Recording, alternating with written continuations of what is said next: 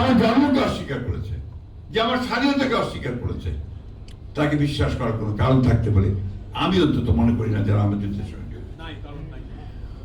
বন্ধুগণ, আমরা বারবার পরীক্ষা দিয়েছি, বাংলাদেশের মানুষ বরাবরই স্বাধীনতার জন্য লড়াই করেছে, তার নিজের যে অধিকার সেই অধিকার আদায়ের জন্য লড়াই করেছে, তার নিজের অস্তিত্বকে রক্ষা করবার জন্য লড়াই করেছে। আজকে থেকে না, সেই মোগল সাম্রাজ্য থেকে, মোগলরা যখন এই দেশে আপনার আসে তখন থেকে এই দেশের মানুষ, এই ভূখণ্ডের মানুষ কিন্তু আপনার তারা স্বাধীনতার জন্য লড়াই করেছে।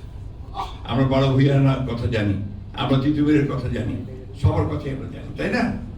তো সেই জাতি কখনো মাথা নত করতে পারে না, সেই জাতি কখনো পরাজিত হতে পারে না। 14ই ডিসেম্বর 1971 সালে আমার বুদ্ধিজীবীদেরকে হত্যা করেছে, আমার সর্বশ্রেষ্ঠ সন্তানদেরকে পাকিস্তান আর্মি সেদিন হত্যা করেছে অন্যায়। আপনি যদি ওই ইতিহাসগুলো পড়েন, এক একজনের, জিসি দেবের মতো একজন দার্শনিক, শহীদুল্লাহ কায়সারের মতো একজন সেই বিখ্যাত সাহিত্যিক, মুর্তজা সাহেবের মতো একজন বিখ্যাত চিকিৎসক থেকে শুরু করে সাংবাদিক, সেলিনা হোসেনের মতো একজন বিশিষ্ট সাহিত্যিক, নারী পুরুষ সকলকে তারা তুলে নিয়ে গিয়ে বদ্ধমিতি হত্যা করেছিল। এবং আমরা সেই আমাদের সকল পড়া উচিত ইতিহাস। আজকে সেই জন্যই আমরা বলি এদেরকে ক্ষমা করার কোনো কারণ থাকতে পারে না, কারণ তারা সেদিন আমাদের সর্বশ্রেষ্ঠ সন্তানদেরকে হত্যা করেছিল। আজকে আবার যখন সেই প্রশ্ন এসে দাঁড়ায় তখন আমাদেরকে অবশ্যই সেগুলো চিন্তা করতে হবে।